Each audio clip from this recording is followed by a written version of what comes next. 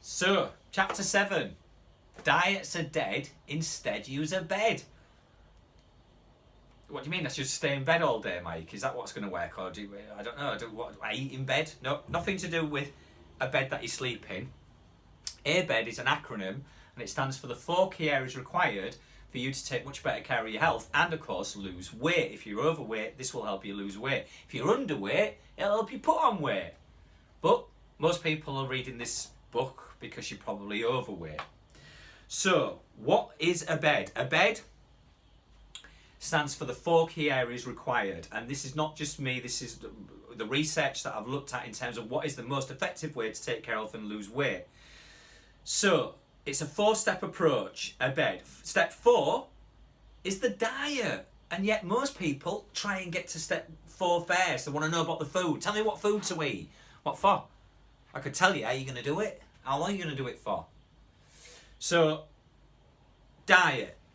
Step 3 is the E, and that's exercise. You've got to have a plan of exercise, you know. You've got to, whether that's walking, whether that's running, that's swimming, you've got to have some regular exercise. And you've got to have something that you commit to. Because, yeah, we're not as active as we used to be, nowhere near. And, of course, that counts. Step 2 actually stands for, it's B, but it's to do with stress management, and it's actually breathing. Now, not many people know that breathing is the only way we can directly turn the stress response off.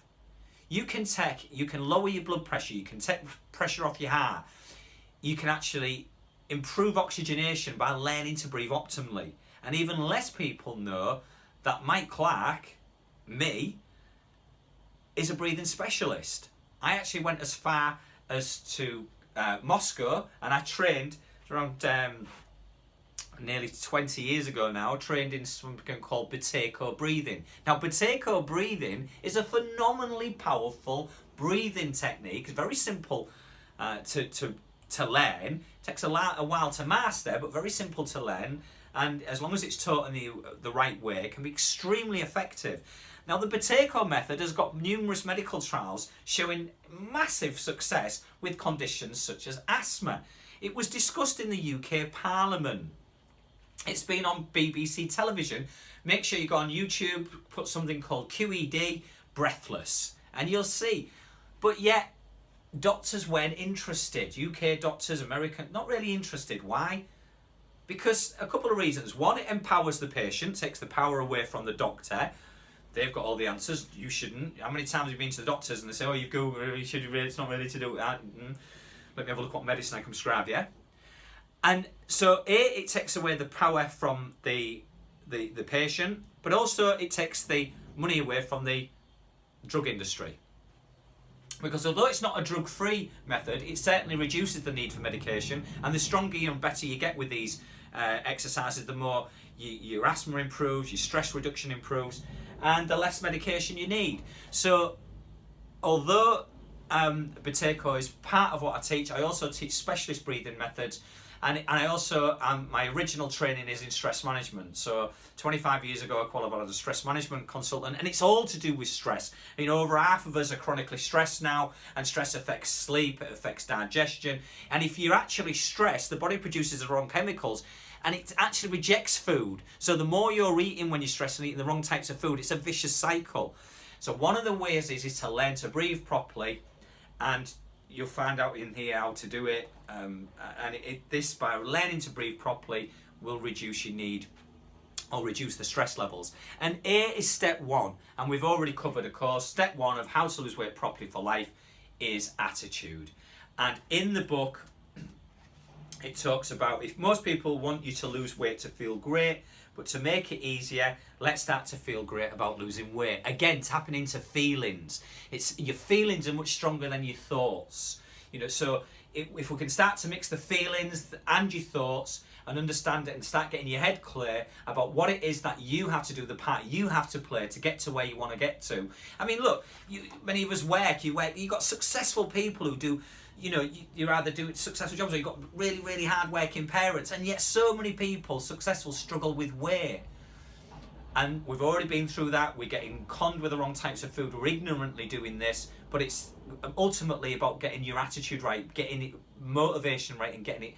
Why is it you want to lose weight? So this book will help you do that. This chapter will help you do that. And also, so the best person so actually, let's have a look at what Sue Deneen, diet expert, said.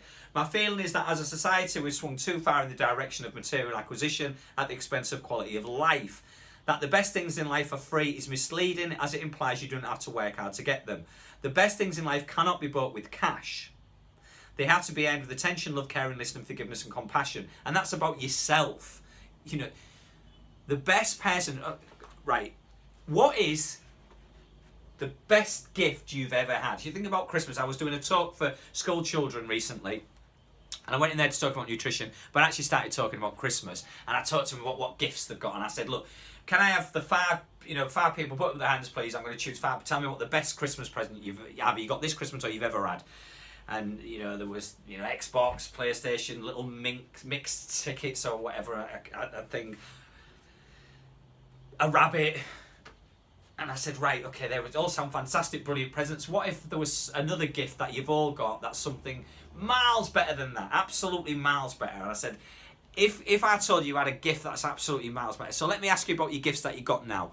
Say that someone with an Xbox, there was 2 kids sat with Xbox. So I said, would you let your friend pour, say, or your little brother or whatever, fizzy orange onto it? No.